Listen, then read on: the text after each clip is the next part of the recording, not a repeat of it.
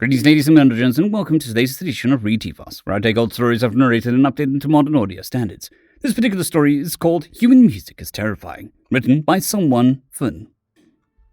My name is Ensues, and I run a cultural exchange club on the space station where I dwell. I started it because I felt it was a way to combine my two great passions, music and learning about the cultures of others' life forms. At set times, all the members of the group would convene in one of the station's common recreational areas, and every time a different member would be given the floor in order to showcase the music of their species. Today, it would be our newest member, the human called Ronnie. According to his file and name tag, his given name was Ronald, but for some reason he insisted to be referred to as Ronnie. When asked about it, his given reason was that it sounds cooler, though I did not understand what temperature has to do with it. He further explained that there had been an influential human musician with the same name a long time ago, in the pre-FTL days of the species, and that's where the inspiration came from. Ronnie was not the first human I'd met, which is why I noticed certain attributes about him that were unusual for his species. As far as I know, human males usually only had a short growth of hair atop their heads, or sometimes none at all, while the females generally had longer hair. Ronnie was definitely a male specimen, but his hair was longer than any other human on the station, male or female. Moreover, male humans, or at least some of them, also had a hair growing on the bottom half of their heads, and while every other human male I'd seen had either removed it completely or kept it to a short length, Ronnie had allowed his to grow into a long, bushy mass of coarse hair that almost entirely covered the lower half of his face and reached halfway to the belt of his work uniform. When working, Ronnie kept his hair tied behind his head with some kind of elastic band, but now I saw him with it untied for the first time. The black mass of hair cascaded down his shoulders almost down to the point where a human's legs are attached to their torso. The hair growing from his face had been twisted and weaved into itself in elaborate, ornate patterns. He had removed the top half of his work uniform and was wearing only an undershirt along with some kind of faded blue sleeveless garment, almost entirely covered with patches displaying various symbols that my visual implants could not discern. When asked about the garment, he explained that the symbols in each patch corresponded to a different human musical group, and that the garment was a family heirloom that had passed in his family from father to son since humanity's pre-FTL days. He also wore an oddly shaped metal amulet suspended on a chain around his neck. He claimed it was a reproduction of an ancient religious talisman, and after a quick database scan, I learned it corresponded to an ancient human deity named Thor. This was when I also learned that the ancient humans had a god dedicated to the violent electrical discharges that occurred during storms on some planets. When asked to confirm this, Ronnie corrected that there were several across different human cultures. Ronnie had arrived some time before the meeting was set to begin, so for now we were the only ones in the room. He took a seat and unfastened a small metal liquid container from his belt and drank deeply from it. A quick scan revealed the container to be filled with some form of diluted ethanol.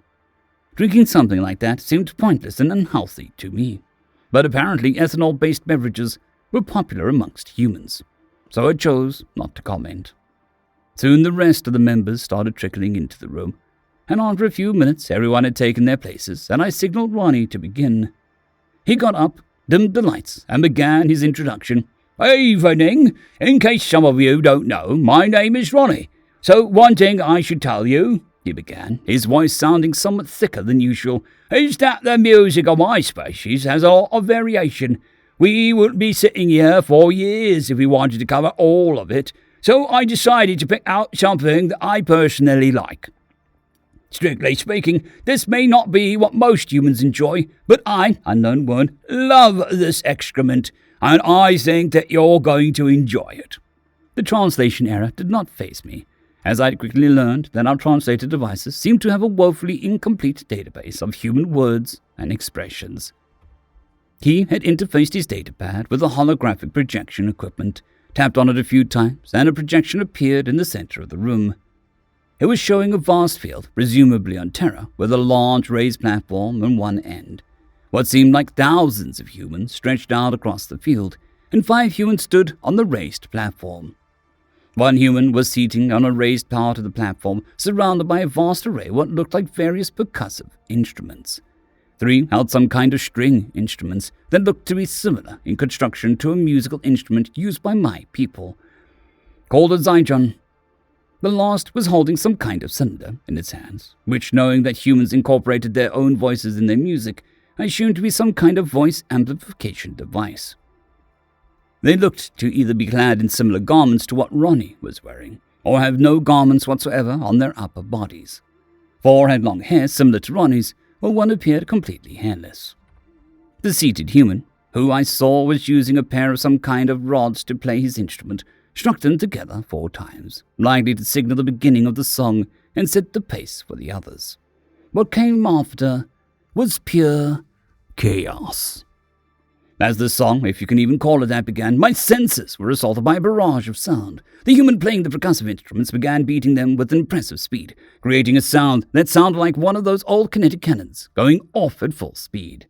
And while the string instruments may have looked like cajon, no cajon has ever played that kind of ear-piercing, distorted sound. I looked around and saw facial expressions ranging from amused to surprised, confused and mildly terrified. Meanwhile, Ronnie was rapidly moving his head in an oscillating pattern, causing his long hair to whip around in every direction.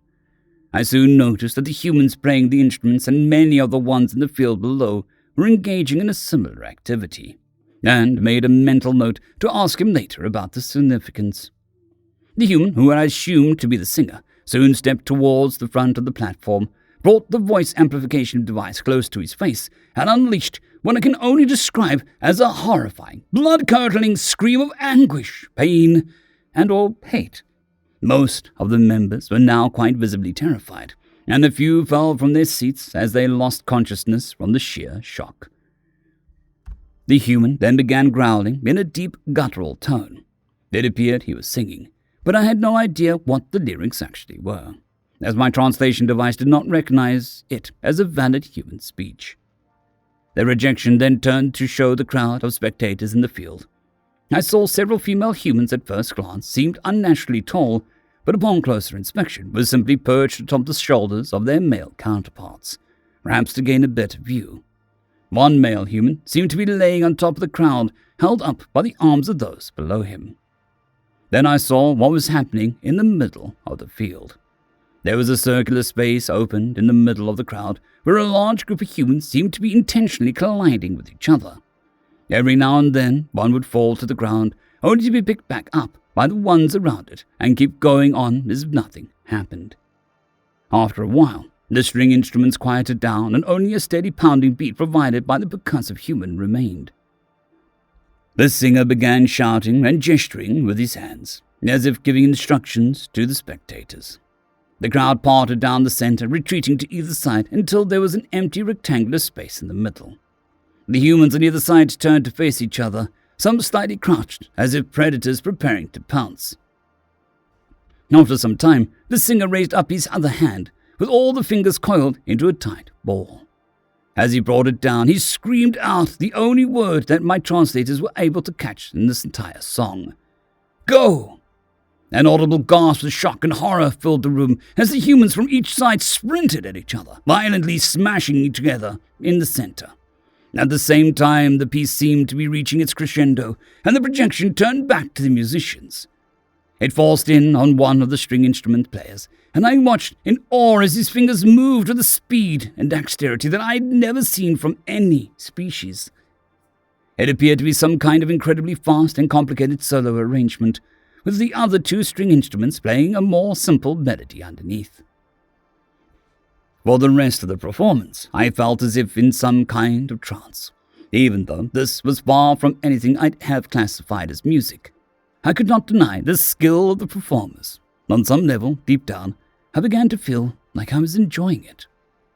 As the final note of the song rang out, an almost deafening roar of applause erupted from the crowd of spectators. As Ronnie ended the recording and brought the lights back up, a stunned silence fell over the room. "So," Ronnie began, either tactfully ignoring the members who were still pulling themselves up from the floor, or simply not noticing them. "That was recorded from a show back on Terra about 100 Earth years ago, give or take. My grandfather was one that got me into this kind of music.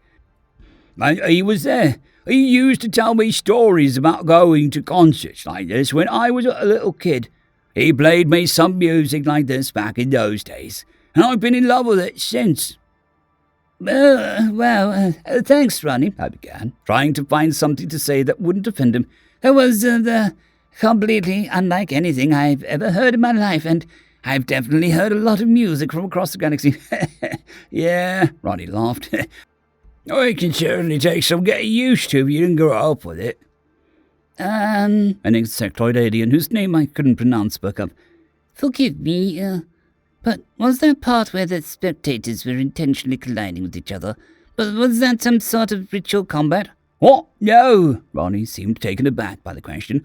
"It's called a mosh pit up. They're fun. I've been in a whole bunch of them." Judging by their expressions, most in the room thought humans had a very peculiar understanding of fun. "Is the objection to intentionally hurt or injure other spectators?" Someone chimed in from behind me.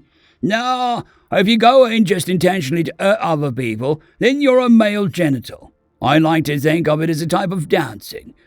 Just a bit more extreme." If this was how humans danced, I did not want to see what them actually fighting looked like.